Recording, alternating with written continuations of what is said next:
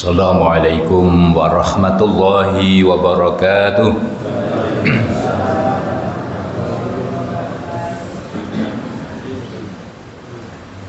Bismillahirrahmanirrahim.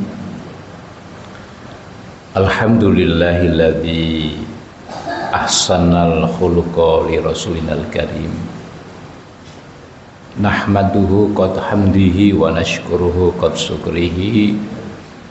Asyhadu an la ilaha illallah wahdahu la syarikalah wa asyhadu anna sayyidana wa nabiyyana Muhammadan abduhu wa rasuluhu la nabiyya ba'dah.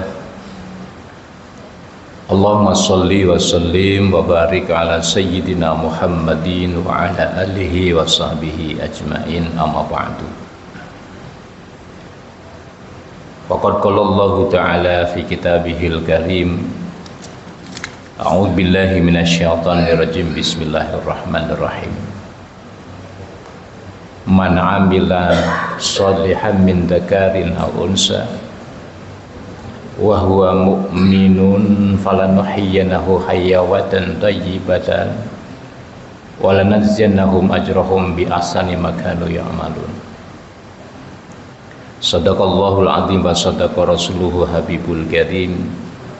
Wa nahnu ala dzalika minasyahidin wa syakirin walhamdulillahi rabbil alamin.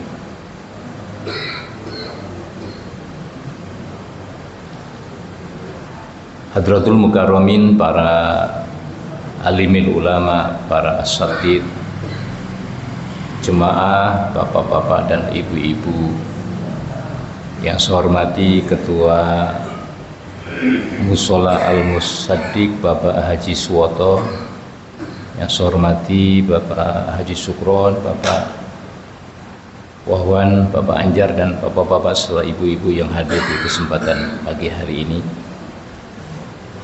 Ya, mudah-mudahan senantiasa kita semua mendapatkan limpahan dan rahmat dari Allah Subhanahu wa Ta'ala. Amin ya rabbal alamin.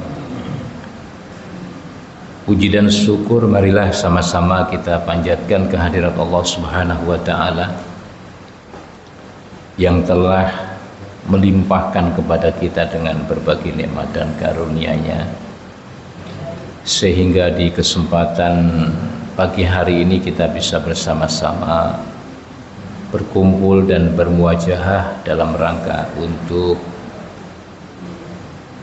meraih ridhonya Allah Subhanahu wa Ta'ala, dengan harapan apa yang kita lakukan di pagi hari ini menjadi bagian peningkatan di dalam nilai-nilai ketakwaan dan keimanan kepada Allah Subhanahu wa Ta'ala. Amin ya rabbal alamin. Salawat teriring salam marilah sama-sama kita sanjungkan keharibaan junjungan kita baginda Nabi besar Muhammad sallallahu alaihi wasallam, kepada para keluarganya, para sahabat-sahabatnya, serta kepada pengikutnya hingga akhir zaman nanti. Oleh karena itu, di kesempatan pagi hari ini kita akan mengkaji tentang meraih menjadi orang-orang yang untuk mendapatkan kebahagiaan hidup. Karena tujuan manusia itu pasti adalah bahagia. Yang tua, yang muda, yang pengusaha, yang pejabat, yang sudah pensiun, pasti tujuannya adalah bahagia, laki-laki maupun perempuan.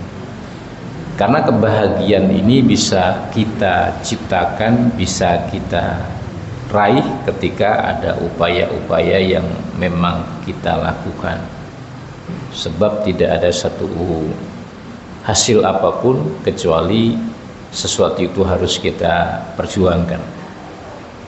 Nah, inilah merupakan satu hal yang perlu untuk kita bersama-sama agar menjadi orang yang berbahagia dunia dan akhirat.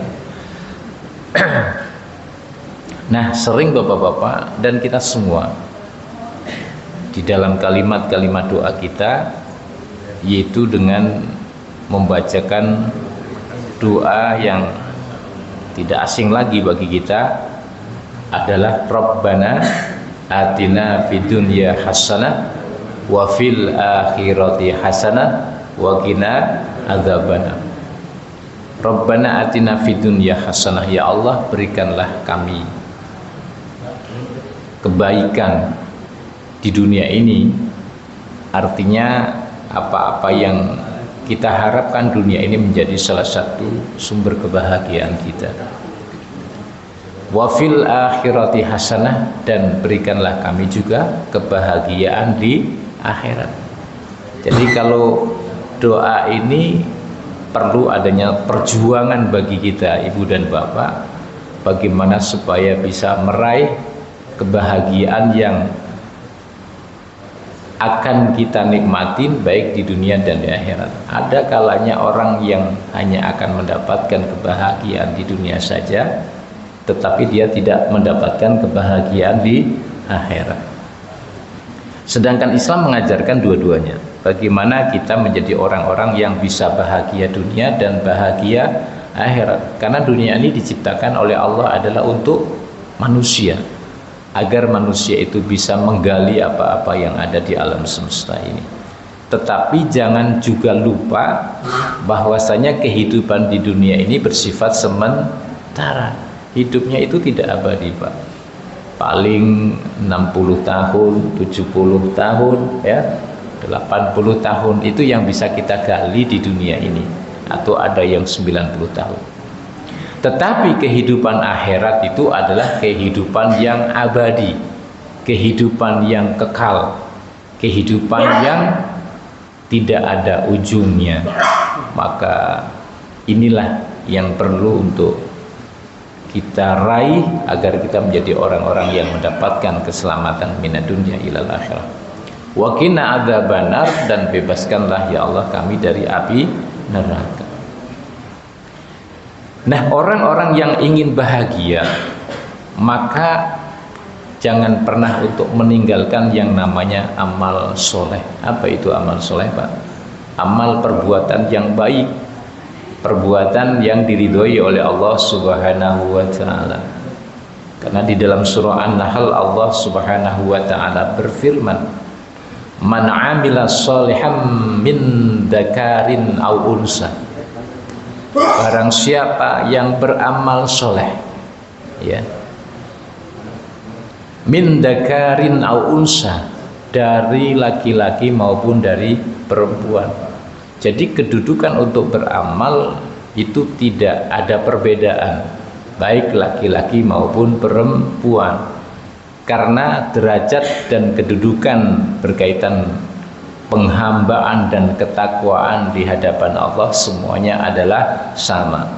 Siapa yang amalnya paling banyak, siapa yang amalnya paling ikhlas, nah itu adalah mereka tentunya orang-orang yang memiliki kedudukan yang tinggi di sisi Allah Subhanahu wa Ta'ala. Nah, kemudian wahwa mukmin, dan ia adalah orang-orang yang beriman kepada Allah Subhanahu wa Ta'ala. Karena syarat diterimanya amal itu adalah mereka harus beriman. Tanpa iman maka amal ini tidak akan diterima. Karena sumber daripada amal-amal kebaikan itu harus ditujukan dan niatkan semata-mata karena Allah Subhanahu wa Ta'ala. Bagaimana jaminan Allah, Bapak-bapak, bagi orang yang beramal soleh?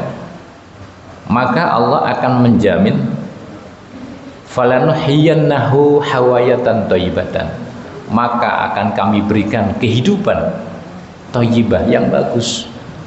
Jadi kalau kita beramal soleh, maka pasti hidupnya akan dijamin oleh Allah Subhanahu wa Ta'ala dengan hal-hal yang thayyib, dengan hal-hal yang baik. Karena itu adalah janji Allah Subhanahu wa Ta'ala bagi hamba-hambanya di dunia ini. Kebaikan-kebaikan yang dilakukan oleh orang yang beriman itu berbeda, Pak, dengan kebaikan-kebaikan yang dilakukan oleh orang-orang yang tidak beriman. Kalau di dunianya sama-sama mendapatkan kebaikan, ya, kebaikan apa? Kalau orang yang tidak iman, dia berbuat baik dibalas dengan apa-apa yang ada di dunia itu, tapi hanya sebatas di dunia saja, tidak sampai ke akhirat. Nah, ini artinya adalah orang-orang yang memiliki nilai-nilai keimanan yang baik. Walanadziyannahum ajrahum bi ahsani ma kanu ya'malun, dan akan kami tambahkan ajrohum atau ujroh, pahala, balasan. Ya, jadi pahala itu nanti hanya bisa kita raih ketika kita hidup di akhirat. Apa yang menjadi salah satu sandaran sampai orang itu mendapatkan pahala di sisi Allah Subhanahu wa taala, yaitu pahala yang diberikan adalah bi ahsani ma kanu ya'malun, yaitu dengan pahala yang baik karena sebab apa-apa yang dilakukan oleh orang tersebut. Jadi Allah itu tidak akan menyia-nyiakan setiap apa yang dilakukan oleh manusia, walaupun sekecil apapun pasti dibalas oleh Allah Subhanahu wa taala. Ini Pak.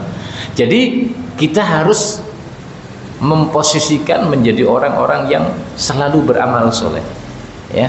Karena beramal soleh inilah merupakan pintu pertama agar kita mendapatkan pintu-pintu kebaikan yang lain. Nah, salah satu sumber kebahagiaan yang bisa untuk diraih oleh seseorang itu adalah ketika seseorang itu senantiasa pada saat dia mencari nafkah, pada saat dia bekerja, pola yang dibangun adalah bagaimana dia tetap di dalam koridor untuk menjadi orang-orang yang ingin meraih dengan rezeki yang halal dan thayyib. Ya, rezeki yang halal, rezeki yang thayyib. Karena di dalam hadis Sahih Muslim dikatakan, Bapak-bapak, qad aflaha man aslama wa ruziqa kafafan wa qana'ahullahu bima atahu. Siapa yang ingin bahagia, atau qad aflaha, sungguh berbahagia Bapak-bapak. Siapa orang yang berbahagia sebenarnya? Man aslama, orang yang Islam. Jadi setinggi-tingginya kebahagiaan itu ketika kita menjadi orang-orang yang memeluk Islam. Karena Islam ini satu hidayah, satu anugerah yang diberikan oleh Allah, tidak diberikan oleh Allah kepada setiap orang. Rasulullah itu punya paman, ya. Di sana ada yang namanya Abu Jahal. Di sana ada yang namanya Abu Lahab. Di sana ada yang namanya Abu Thalib. Tetapi ketika mereka dekat dengan Rasul, ketika dekat dengan Nabi dan hidup di masanya, tapi karena hidayah tidak ada dari Allah Subhanahu wa taala, tetap di dalam kekafiran. Tetapi kita hidup di era zaman sekarang ini, jarak dari Nabi ke kita berapa tahun kira-kira Pak? 1400 tahun yang lalu. Jarak waktu kurun yang begitu jauh, namun karena hidayah yang diberikan oleh Allah Subhanahu wa taala itu ada bagi kita, maka itu tidak menjadi penghalang untuk mendapatkan yang namanya nikmat Islam dan iman ini. Sehingga Nabi mengatakan demikian 14 abad yang lalu dengan hadisnya, qad aflaha man aslama, sungguh berbahagia orang-orang yang mereka berada di dalam golongan-golongan yang berserah diri kepada Allah Subhanahu wa taala. Jadi keberadaan kita juga di sini tidak terlepas dari perjuangan para pejuang-pejuang muslim yang datang ke Indonesia dalam rangka mensyiarkan agama Islam. Dulu sebelum Islam di Indonesia ini, di Jawa agamanya apa Pak? Hindu, Buddha, animisme, dinamisme, ya, menyembah tempat-tempat angker itu dulu kan. Iya, tempat angker. Jadi kalau ada tempat angker Pak Anjar disamperin itu. Nah. Tetapi karena dengan hidayah yang diberikan oleh Allah Subhanahu wa taala melalui wasilah orang-orang yang berjuang bagaimana menuju ke negeri timur ini, akhirnya disinilah kita bisa mengenal yang namanya Islam. Bahagia. Itu tidak terlepas dari perjuangan para ulama-ulama terdahulu, Wali Songo ya, Wali Songo itu Pak. Bahkan ketika mereka berjuang Islam ke Indonesia itu tidak kemudian serta-merta membuang budaya-budaya masyarakat yang ada di Indonesia ini. Bahkan kalau orang Indonesia itu kan senangnya wayang, ya kan, senangnya nembang, senangnya yang berkaitan dengan hal-hal yang apa itu, keindahan-keindahan. Sampai ada satu karya besar yang kemudian sampai sekarang itu memiliki makna yang sangat dalam berkaitan dengan nilai-nilai Islam.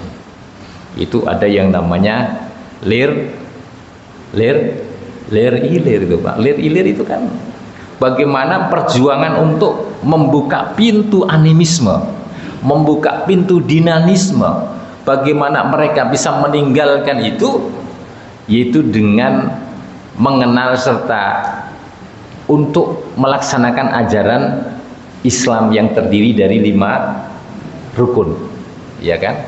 Itu sampai digambarkan dengan namanya buah apa Pak? Buah belimbing. Buah belimbing itu ada berapa ini linggirnya Pak? Ada 5. Makanya itu di situ ada lagunya itu lir ilir tanduri wong sumilir tak ijo royo tak sengguh temanten anyar tak sengguh temanten anyar Salatullah salamullah ala toha rasulillah Salatullah salamullah ala yasin habibillah ala yasin habibillah bocah angon penekno blimbing kuwi lunyu penekno kanggo mbasuh dodotiro kanggo mbasuh dodotiro Salatullah salamullah ala toha rasulillah salatullah salamullah ala yasin habibillah ala yasin habibillah dodotiro kumintir bedah ing pinggir dondomono jumrantono kanggo sepoh mengko sore mumpung padang kahanane mumpung padang rembulane mumpung jembar kahanane ya sorako sorak iyo salatullah salamullah ala toha rasulillah salatullah salamullah ala yasin habibillah ala yasin habibillah. Itu Pak, artinya apa ya Pak? Ini orang Jawa banyak ya sih? Ya. Pak Tanduri orang Jawa kan ya? Lir ilir tanduri wong sumilir tak ijuru yuruyu. Ini yang dimaksud nikmat Islam yang mampu membongkar nilai-nilai kebaikan di dalam ajaran-ajaran animisme dan dinamisme, di mana datang sebagai cahaya yang memberikan satu petunjuk tentang nih hidup bahagia kamu di dunia dan di akhirat. Maka masuknya Islam ke Indonesia ini tidak terlepas bagaimana merupakan hidayah yang diberikan oleh Allah Subhanahu. Nikmat Pak, kita jumlah yang beriman kepada Allah 85%, walaupun dulu 90%. Kalau kita melihat bagaimana negara-negara yang ada di Korea itu sudah nggak beragama lagi Pak. Mereka hanya menghargai diri sendiri, hidup ya di dunia, setelah mati selesai. Lah ini adalah nikmat yang sangat besar sekali. Maka di situ dijelaskan cah angon, artinya ketika masyarakat di Indonesia itu ada penguasa-penguasa, ada raja-raja, mereka supaya memetik sebuah pohon buah belimbing, ya, buah belimbing yang memiliki makna ini loh, Islam yang terdiri dari apa? Rukun Islam, tentang syahadat, tentang sholat, tentang puasa, tentang zakat, tentang haji, dan 6 rukun iman ini dipetik. Dondomono jumantono kanggo sebuah mengkusuri. Jadi dododiro artinya ketika jiwanya tercabik-cabik, yang nanti akan dikhawatirkan tidak mampu menyelamatkan di hadapan Allah Subhanahu wa taala, maka dengan ajaran Islam itu supaya manusia itu diselamatkan oleh Allah Subhanahu wa taala. Itu Pak nilainya. Sehingga mumpung padang rembulan ini apa? Cahaya Quran, Pak. Cahaya Quran, ya. Cahaya hadis yang dibawakan oleh para ulama, dan kita masih diberi kesempatan untuk hidup. Nah, ini makanya kata Nabi, qad aflaha man aslama, sungguh berbahagia orang-orang yang telah Islam, ya, dengan apa yang diberitakan. Wa ruziqa kafafan, dan diberikan rezeki yang cukup, ya. Kalau kita rezeki cukup kan enak, Pak, betul nggak? Buat beli rumah ada, buat beli mobil ada, buat beli tanah ada, buat nikah ada. Terus apa lagi? Ya, cukup. Itu adalah kebahagiaan dunia, adalah rezeki yang cukup. Sebab kenapa orang pagi-pagi keluar dari rumah, mereka bekerja untuk cari apa, Pak? Rezeki. Rezekinya biar bisa mencukupi kehidupannya, bisa untuk pergi haji, bisa untuk pergi umroh, bisa untuk menyekolahkan anak-anak yang sampai mereka kepada pendidikan yang tinggi. Ini adalah kebahagiaan yang dikatakan oleh Nabi, wa ruziqa kafafan, rezeki yang cukup.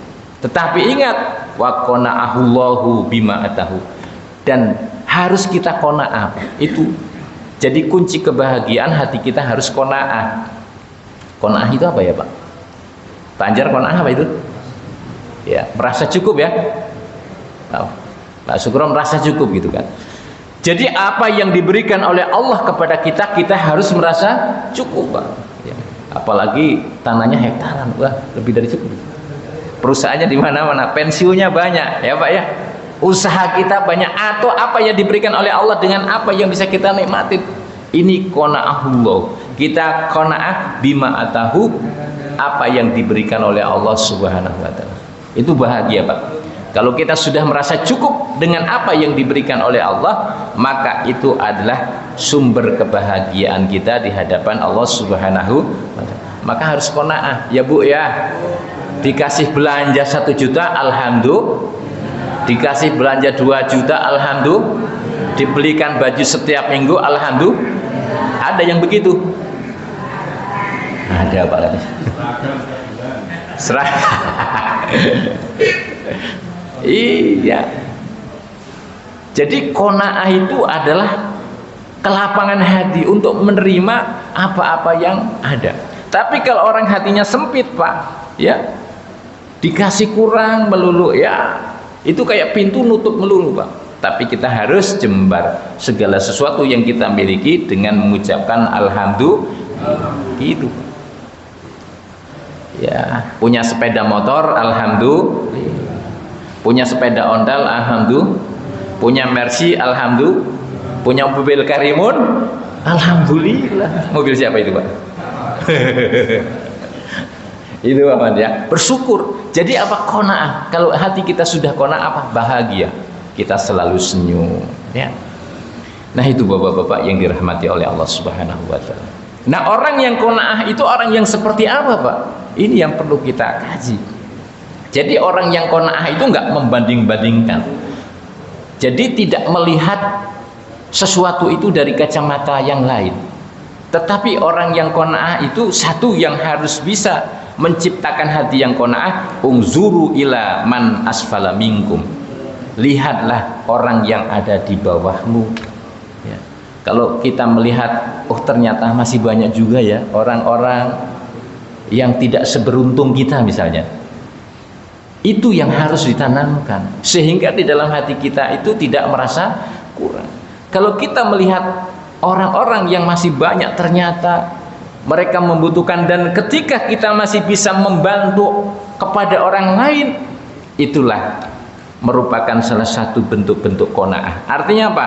Jadi kalau kita melihat ada orang yang perlu kita bantu, nah itu berarti lalu kita bisa membantu.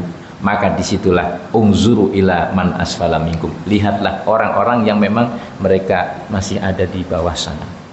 Kemudian wala tanzuru ila man huwa fauqakum, dan jangan engkau melihat orang-orang yang di atas kamu. Nah kalau kita mampunya cuman beli motor, kita kepengen beli Mercy, kepalanya denganga itu Pak ya. Jadi kalau kita melihatnya orang di atas terus, kita nanti nggak turun-turun Pak. Tahu-tahu jublek gitu kan. Makanya orang yang qanaah tetap istiqomah ya. Ini yang saya miliki ya. Jadi orang yang merasa senang bersyukur dengan dirinya sendiri, itu adalah orang yang qanaah. Sebab apa? Ketika orang qanaah begini, maka dia tidak akan memaksakan untuk sesuatu yang memang tidak mampu. Kan yang namanya sekarang itu nilai-nilai qanaah sudah hilang Pak. Sekarang masuk dalam dunia lifestyle, gaya hidup. Yang penting apa yang kita pakai, yang penting gua keren kan gitu. Tapi ingat ya kan, kadang-kadang untuk meraih ke situ tidak semuanya orang dengan apa yang dia miliki. Nah, sehingga buka utang sono, buka utang sini, ngambil utang sono untuk nutup utang sini. Untuk nutup utang sini sudah ketutup, lubang sono kebuka. Di sono ditutup, sini kebuka. Nah, itu kenapa? Nilai-nilai qanaah telah hilang. Nah, kalau kita sudah memiliki qanaah Bapak-bapak, fahuwa ajdaru an la tasdaru nikmatallahi alaikum, maka itu akan menjadikan penutup untuk menghindari untuk tidak menjadi orang-orang yang tidak bersyukur kepada Allah Subhanahu wa ta'ala. Nilainya apa? Bahwa orang yang qanaah adalah orang yang mengedepankan rasa syukur kita kepada Allah Subhanahu wa ta'ala. Ini Bapak-bapak yang dirahmati Allah ya Pak ya. Jadi kita harus qanaah. Dengan qanaah insya Allah rezeki kita akan ditambah oleh Allah Subhanahu wa ta'ala. Coba kalau orang ngarep-ngarep yang sekiranya kadang-kadang orang kan merasa kecewa Pak. Tapi kalau kita bersyukur dengan apa yang kita miliki, tiba-tiba wah proyek di sana jebol ya. Jebol itu maksudnya apa? Gul gitu kan. Alhamdulillah ketika ibu dan bapak pada saat masih memiliki anak-anak yang kecil, tidak punya harapan apapun kecuali doa. Apa doanya?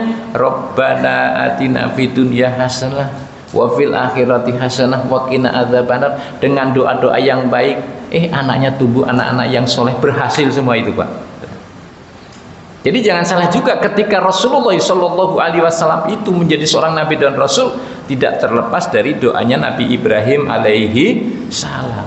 Nah ini makanya orang-orang yang qanaah, insya Allah orang-orang yang akan mendapatkan kebahagiaan di dalam hatinya. Kenapa? Dia merasa bersyukur atas apa yang diberikan oleh Allah Subhanahu wa ta'ala. Kemudian yang ketiga Pak, sumber kebahagiaan itu adalah orang yang mendapatkan pertolongan dari Allah. Apa? Ya segala sesuatunya dimudahkan. Untuk ibadah dimudahkan oleh Allah Subhanahu wa ta'ala. Untuk bangun subuh kita tidak berat, untuk melaksanakan sholat isya kita juga tidak berat. Itu kan pertolongan Allah yang tidak semua orang mendapatkan ya. Kadang-kadang sholat subuhnya iya, sholat duhurnya kelewat, sholat duhurnya iya, sholat asarnya kelewat. Nah, ketika kita mampu menjaga sholat-sholat itu, maka ini adalah pertolongan Allah Subhanahu wa ta'ala. Dan termasuk kenapa kita datang ke masjid, melaksanakan sholat berjamaah, kita melaksanakan taklim, ini juga bagian kita menolong syiar agama Allah. Karena ingat, Dikatakan bahwa ya ayyuhalladzina amanu in tansurullaha yansurukum wa yusabbit aqdamakum. Wahai orang-orang yang beriman, jikalau engkau menolong agama Allah, ya kan?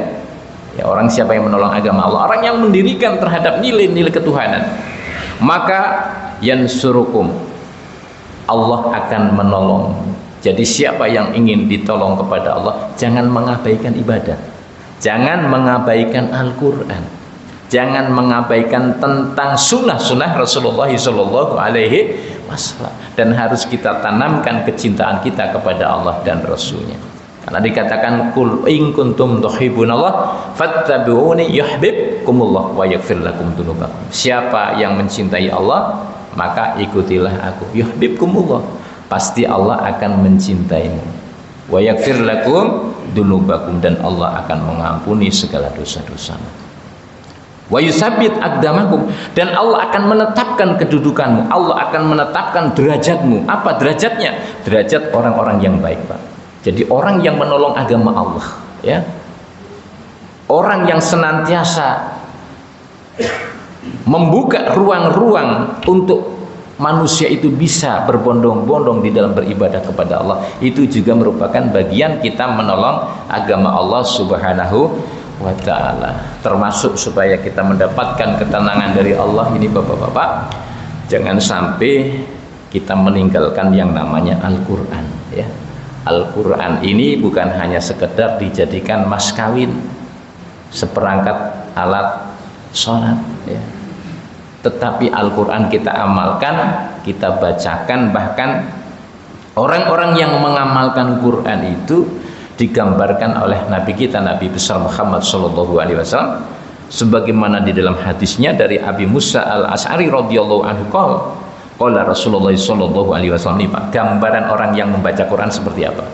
Masalul mu'minin alladzi yaqra'ul Qur'ana, perumpamaan orang yang beriman, alladzi yaqra'ul Qur'an, yaitu mereka orang-orang yang membaca Quran.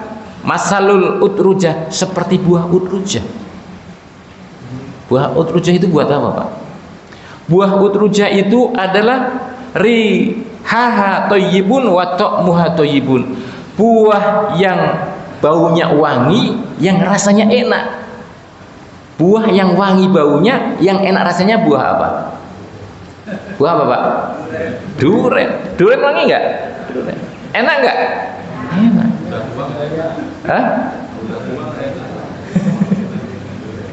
Ya, buah duren. Ya. Tapi ada yang nggak doyan duren? Nggak doyan. Tapi enak nggak rasanya? Enak. Pak Anjar doyan. Buah duren enak rasanya, wangi baunya, itu duren. Tapi duren beneran ya, Pak, ya, bukan duren singkatan. Duren singkatan duda, keren, beda lagi itu, Pak. Duren. Ada buah apa lagi? Jeruk. Wangi nggak jeruk? Wangi. Nggak wangi, Bu? Wangi itu kalau sudah di Jadi buah-buah itu, orang yang membaca Quran itu seperti buah yang wangi, enak rasanya. Maksudnya apa? Lihatin, orang kalau mengamalkan Quran, aura wajahnya itu tenang, ya, perilakunya nggak neko, hatinya itu tetek. Itu maksudnya apa? Ya, tetek, anteng, ya anteng, ya kan. Jadi nggak resah. Kadang-kadang ada orang resah, ya. Kita hidup di zaman resah ini, Pak. Kita hidup itu di zaman resah. Ada 3 fase hidup yang sudah dijalanin. Ini kalau kita ngambil, ada yang namanya generasi X, ya. Ada generasi X, ada generasi Y, ada generasi Z.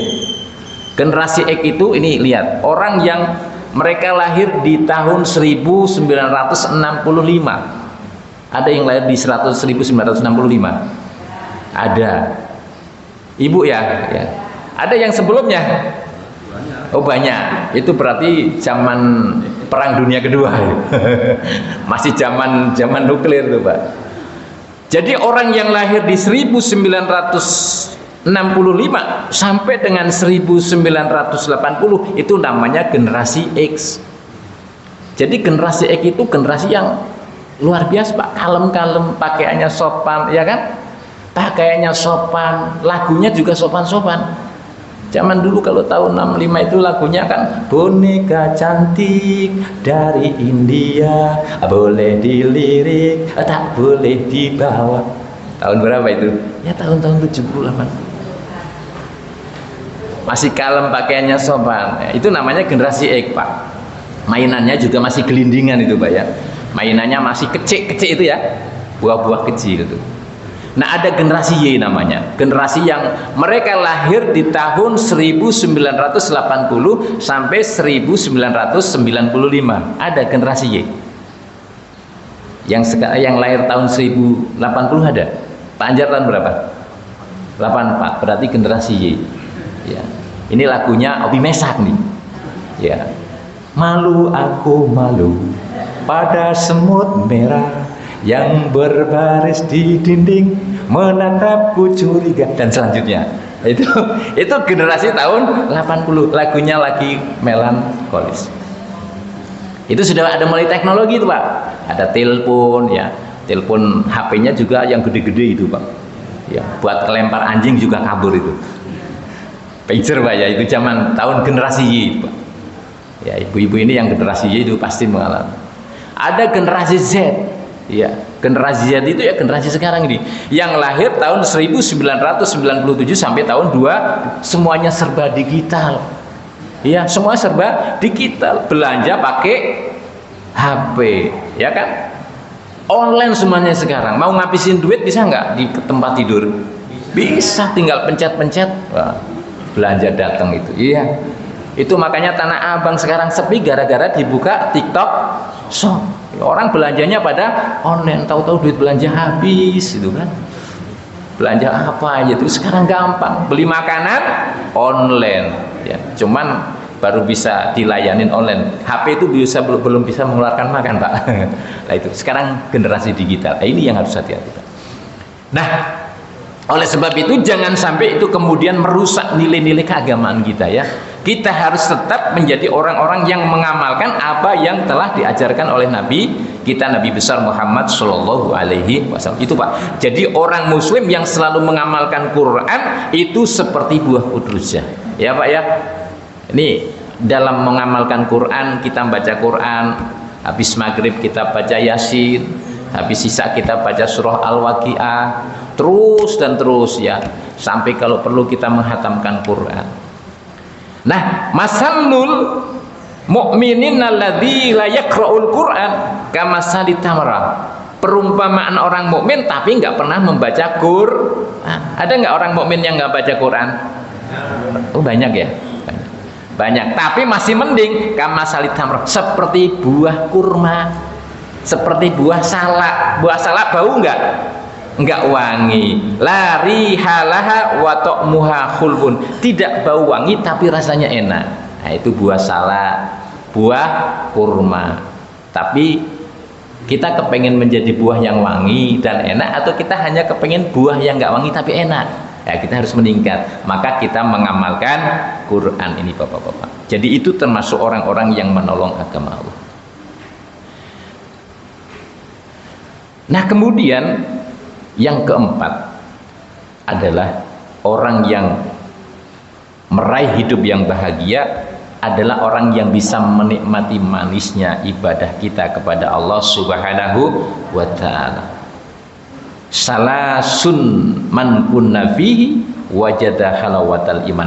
Ada 3 orang Pak yang akan bisa menikmati nikmatnya ibadah, manisnya ibadah kita kepada Allah Subhanahu wa ta'ala.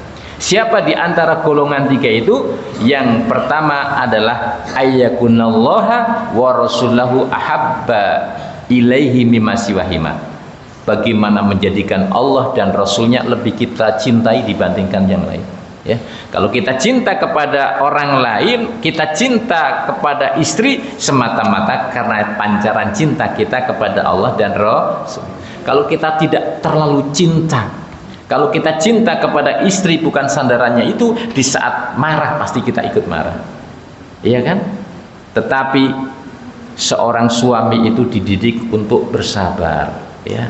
Seorang suami didik untuk bersabar, sehingga cinta inilah semata-mata karena Allah Subhanahu wa ta'ala. Jadi kalau kita menempatkan cinta kita kepada Allah dan Rasulnya melebihi cinta daripada yang lain, insya Allah kita menjadi orang-orang yang senantiasa ahli ibadah, Pak. Ya. Tidak peduli apapun itu, yang penting saya beribadah kepada Allah Subhanahu wa ta'ala. Yang kedua, wa ayuhibbal mar'a la yuhibbuhu ilallah, bahwa ketika mencintai seseorang itu semata-mata karena Allah. Kalau kita membantu orang lain bukan kepengin dapat balasan dari orang yang kita bantu, tapi dari siapa? Allah Subhanahu wa ta'ala. Nah, itu artinya kita mencintai saudara kita, membantu karena sebab Allah Subhanahu wa ta'ala, sehingga tidak ada yang namanya balas budi. Maksudnya nggak ada yang namanya hutang budi. Hey, kamu pernah hutang budi sama saya? Enggak.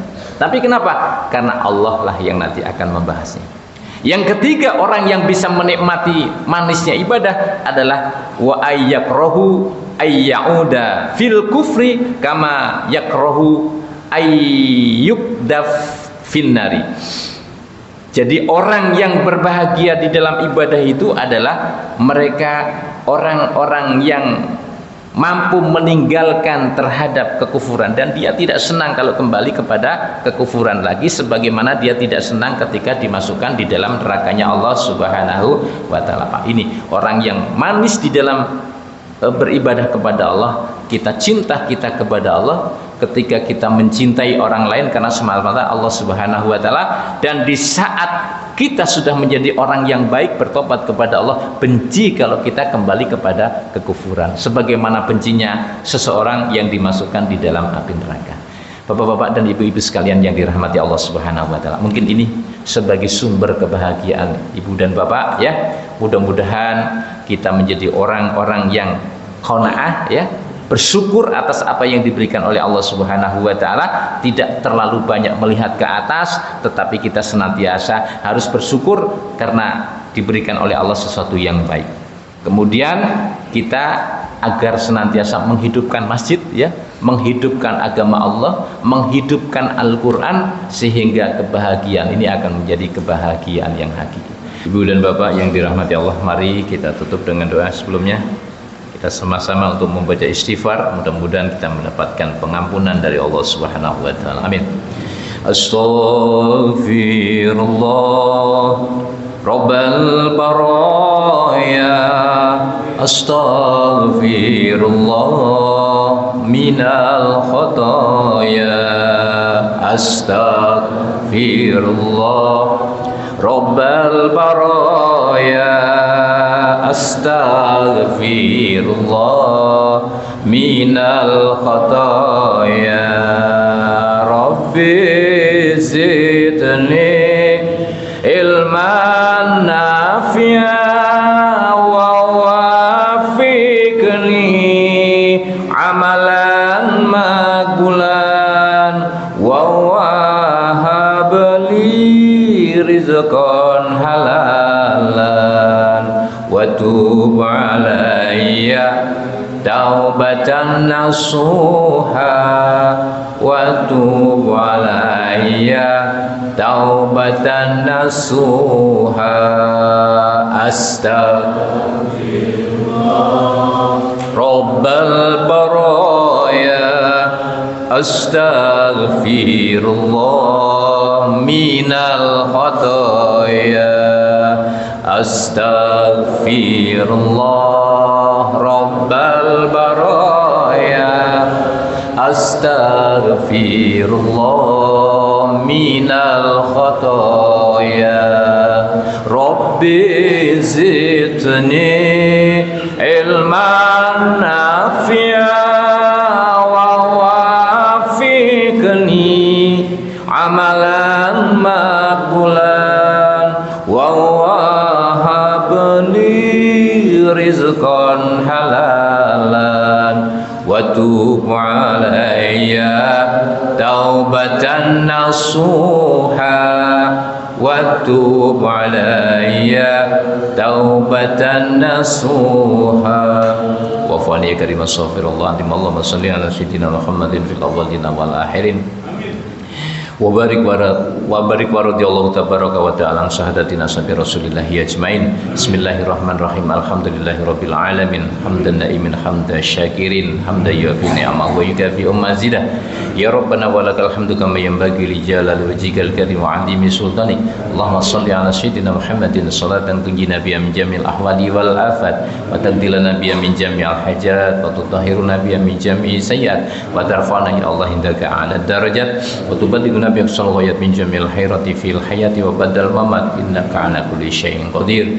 Rabbana atina fid dunya hasanah wa fil akhirati hasanah wa qina adzabannar. Wa sallallahu wasallamu ala sayyidina Muhammadin subhana rabbika rabbil izzati amma yasifun wassalamun alal mursalin walhamdulillahi rabbil alamin. Wassalamu alaikum warahmatullahi wabarakatuh.